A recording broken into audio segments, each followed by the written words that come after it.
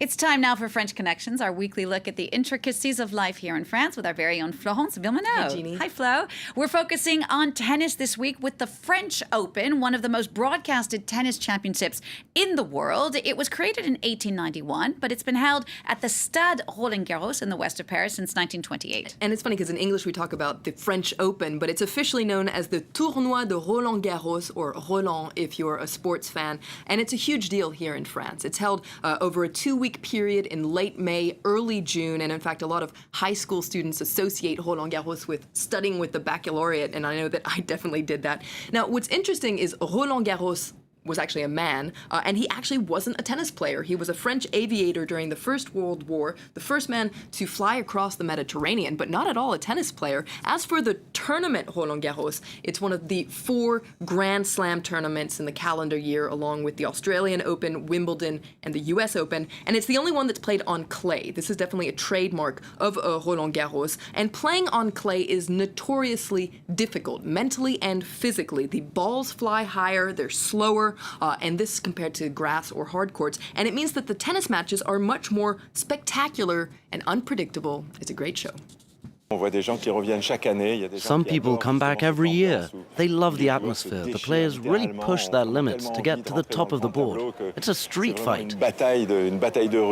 The French Open is organized by the French Tennis Federation, and it is a huge logistical operation that also brings in a lot of money. The federation rakes in about 230 million euros each year, mainly from sponsors, BNP, Perrier, Lacoste. These are historic sponsors, and also television rights. You mentioned that it was one of the most broadcast sporting events. It's broadcast across the world. Now, what does the federation do with this money? Well, first of all, it hands out prize money, about 39 million euros for the tournament. The winner of the men and women single get 2.2 million euros each, which is less than other Grand Slam tournaments.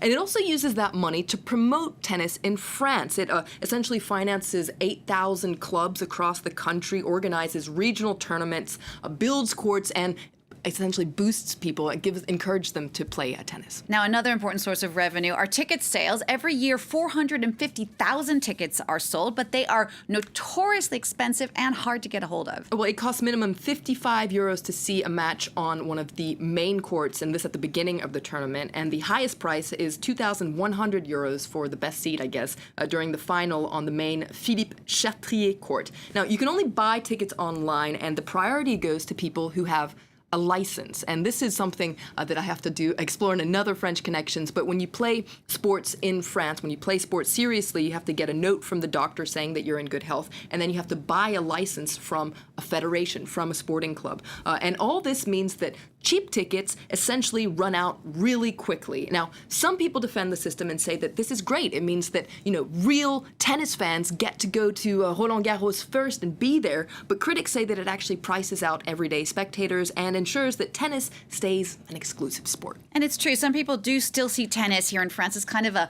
elitist sport, if you like. There's not the same atmosphere that you might have at a football stadium, though there is still some yelling in the crowd. There is some yelling, and this leads to our word, or I should say, yell du jour. It's something that you hear at sporting events, but especially at tennis matches. Allez, which means come on, but there's a certain way of saying it. You have to say allez. You have to go up and down. But coming back to the elitist aspect, it is something that people associate with Roland-Garros. It happens right after Cannes. It's a moment when celebrities come to, see and be seen while they're wearing Panama hats and sipping Perrier. All this, though, was shaken up in the 1980s by a certain Yannick Noah. He won the tournament in 1983, and the images of his victory have really gone down in collective history. Noah jumping over the net into his Cameroonian father's arms to celebrate. It's a moment that a lot of people still remember. I was there. It was amazing. I was little at the time, but I still remember the match point. So much emotion, happiness and tears. His win renewed hope in France that French athletes could win a high-level international competition.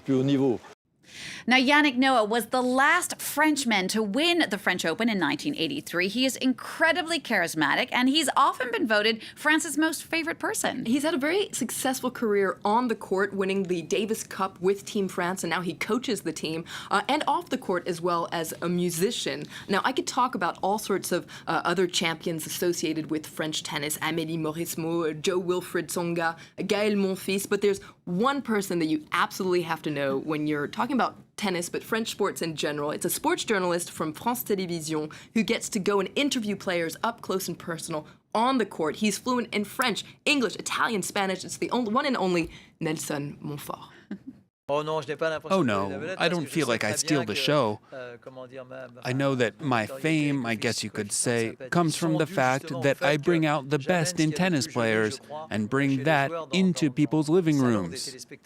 Emotion and tears sometimes. Now, there's good news for tennis fans, and that is that Roland-Garros is going to get a facelift.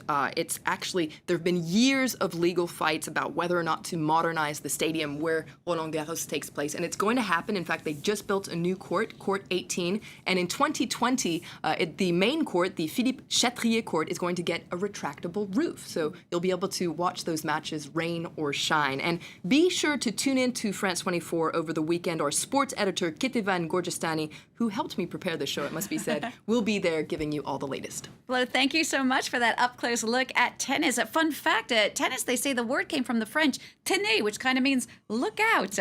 Florence Villeneuve with that French Connections. Don't forget, if you've got any questions for Flo about France or the French, just send her a tweet at Flo Villeneuve.